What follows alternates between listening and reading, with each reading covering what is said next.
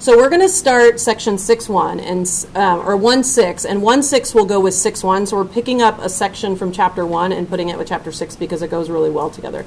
So if you'll flip in your green notebook that you picked up if you were a virtual kid, and you have if you are not virtual, we're going to fill in some vocabulary words, things that you guys might already know, but that we need to review to make sure that you know these terms to be able to move forward. Okay, so first of all, a polygon. So if you look, this is from the book, we have things that are polygons and things that are not polygons.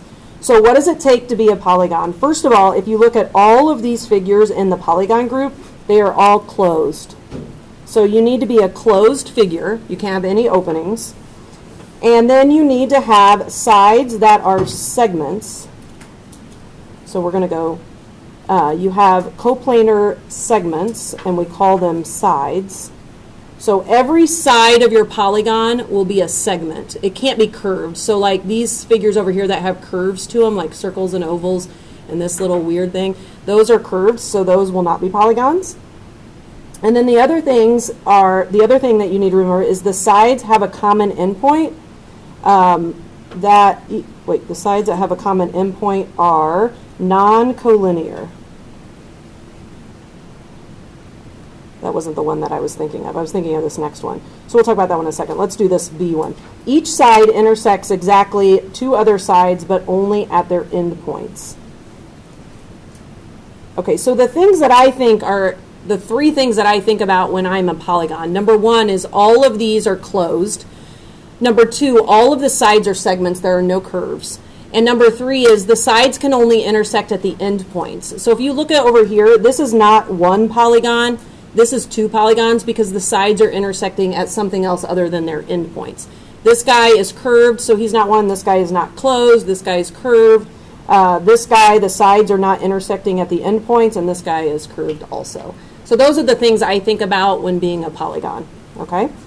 All right, next, the vertex of a polygon. The vertex of a polygon is the vertex of each angle. So you've heard of a vertex before. We've talked about it all first semester. And the plural is the one that I wanted to go over. You might see this. The English language is so bizarre. So this is vertices. It's not vertexes. So when you guys see this, this is the plural for vertex. Vertices is how you say it. And that's just where all of the angles are in a polygon. All right, once we know what a polygon is, then we can describe them as either concave or convex. So if you look at these are either going to be concave or convex. So let me explain what they are.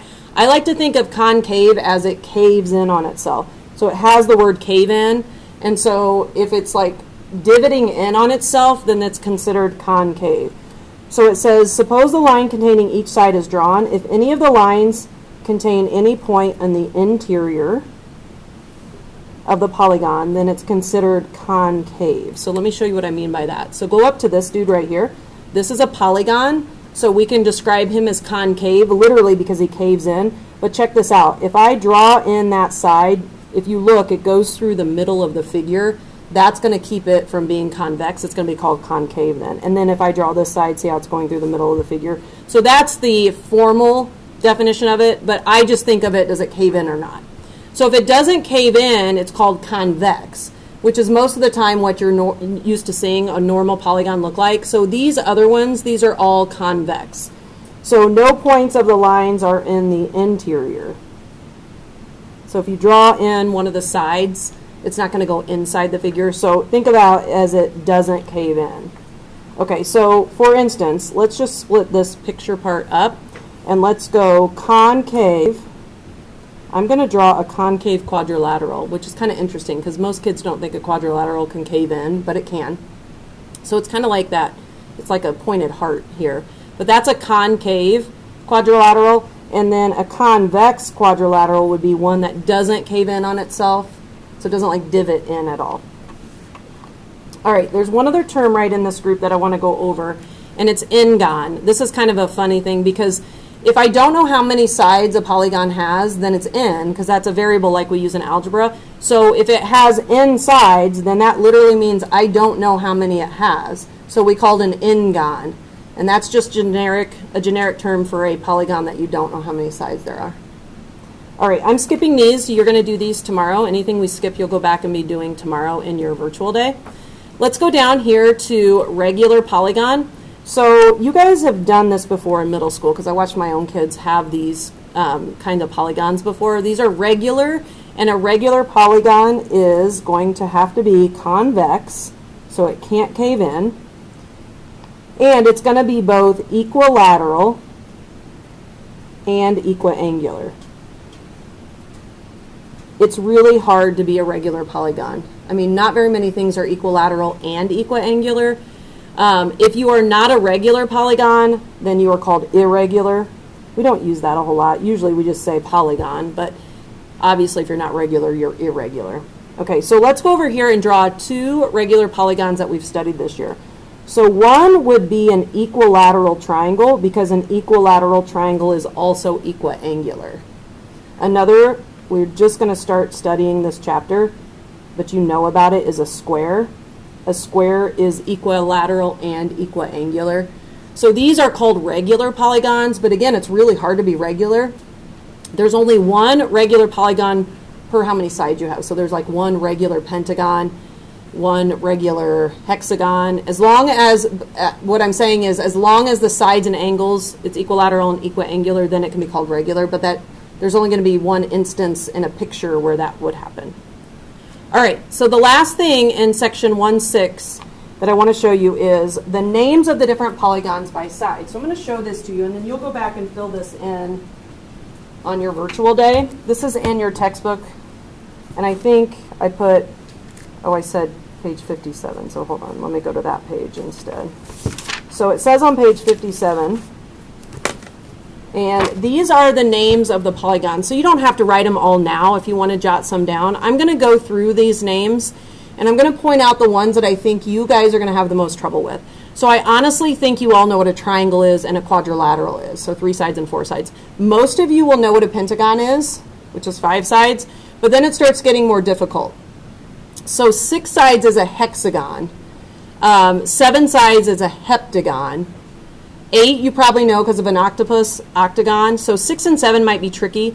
9, I like to think of it as like a nineagon, but it's nonagon. So it's like nineagon, but it's nonagon.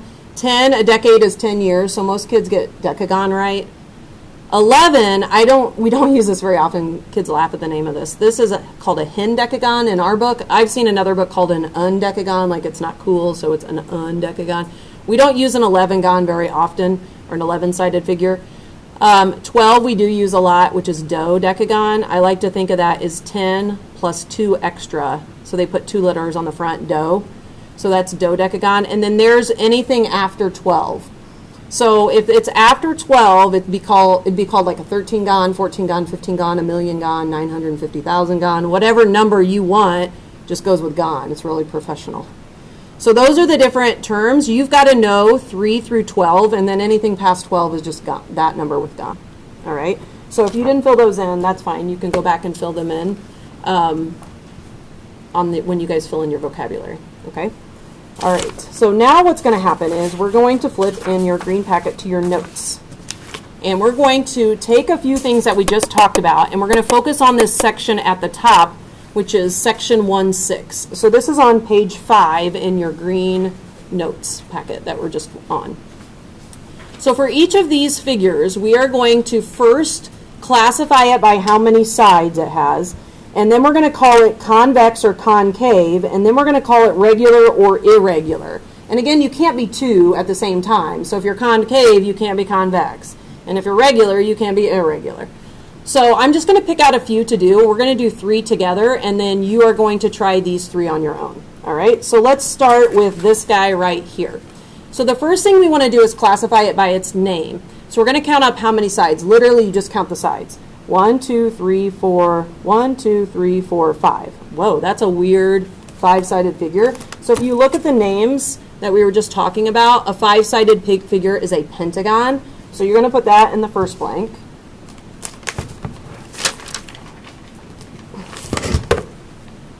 Okay, so pentagon. And then in the second blank, we're going to decide if we think he's concave or convex. All right, so you just look to see if he caves in on himself. So there is definitely a cave. The other thing you can do by the fancy schmancy definition is if you trace one of the sides and it goes on the interior of the figure, then it's considered concave. I just like to think, does it cave in on itself? It just makes it easier. That's concave. Now what we need to do is decide if this guy is regular or irregular. So we go and we look at all of the sides. Are all of the sides congruent? No, it's not equilateral, so we don't even need to check the angles. It's not even equiangular. So it is not regular, so you're going to say irregular. And most kids don't have any trouble with this section, with this stuff, because either they're familiar with it or it's pretty easy to catch on. All right, let's try another one. Let's go to this figure right here. And the first thing we're going to do is count up how many sides. 1, 2, 3, 4, 5, 6. Okay, then I'm going to go to my names. And if you don't know a six-sided figure, we'll learn it. It's like sixagon, only it's hexagon. It has an X in it, so it's hexagon. So that's the name of the figure. That will go in the first blank. Okay, next blank will be, is it concave or convex? By the way, you have to be a polygon to be concave or convex. So if you're not even a polygon, you wouldn't even be concave or convex. But this is a polygon. Okay, so is it caving in? Yes, you can see that it caves in on itself right there. The other thing you can do is trace one of the sides, and if it goes on the interior, then you know that it's concave. So this is concave. And then finally, we look to see if it's equilateral. It is not equilateral. Not every side matches, so you don't even have to check the angles. So this is irregular. Man, my handwriting after break is really bad. All right, last one. So let me go through before we answer these three questions and remind you what it takes to be a polygon. Number one, your sides, well, let me say number one should be that it's closed. There should be no openings. Number two, your sides have to be segments. And number three, the sides have to intersect at the end points. And so all of these on here are polygons because they meet those three requirements. So this is a polygon, and this has 1, 2, 3, 4, 5, 6, 7, 8, 9 sides. Okay, so when you look at your list again, 9 sides is like a ninagon, only it's nonagon. So that's the name of the figure, is nonagon.